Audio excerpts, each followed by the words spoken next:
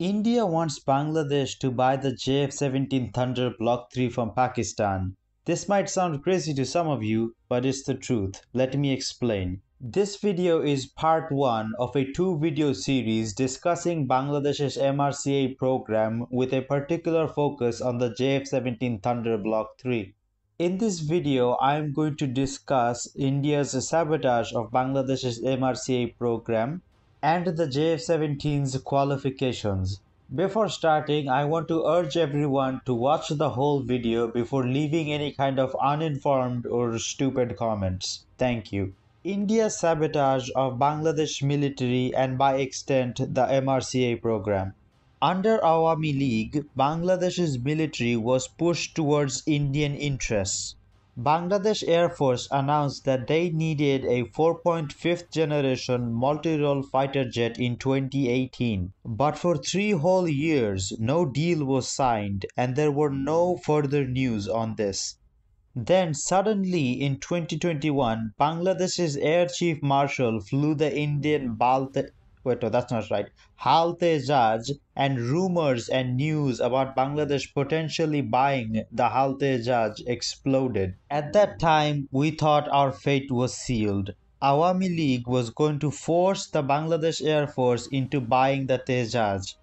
But by the will of Allah, the Tejaj was so garbage that it literally could not enter production. Fast forward to 2024, Tejaj is still not in production because of technical difficulties and Bangladesh still has no MRCA jet. Then the monsoon revolution topples the fascist government and India loses its control over Bangladesh. Now that India cannot directly control Bangladesh's military, they will resort to sabotaging it. But how can they do that? Well, many military officers were handpicked by Awami League. These officers are still in the military. They can sabotage Bangladesh's military by making sure Bangladesh receives the lowest quality equipment possible. They will try to make sure that Bangladesh buys weapons that pose the least amount of threat to India as possible. And what's the weakest 4.5th generation fighter jet that poses the least amount of threat to India? The JF-17 Thunder Block 3 is nowhere near good enough for Bangladesh's needs.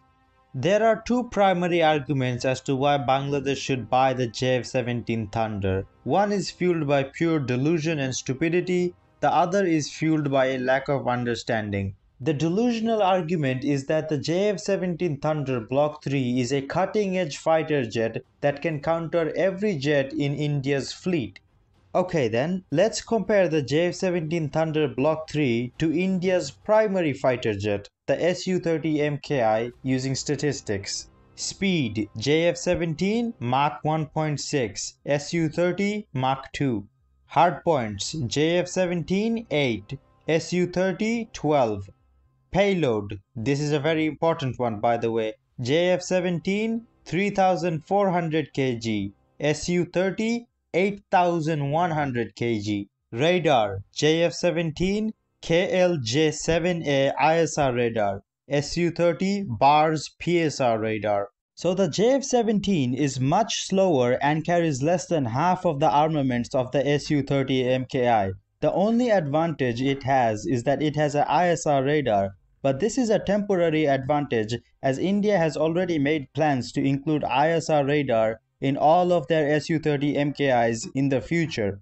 So when that happens in the next 5 to 10 years, the JF-17 Block 3 is going to lose the one advantage that it has over the Su-30MKI. Out of every 4.5th generation fighter jet in production, the JF-17 Thunder Block 3 poses the least amount of threat to India. Now that I have addressed the delusional argument, let's address the misinformed one.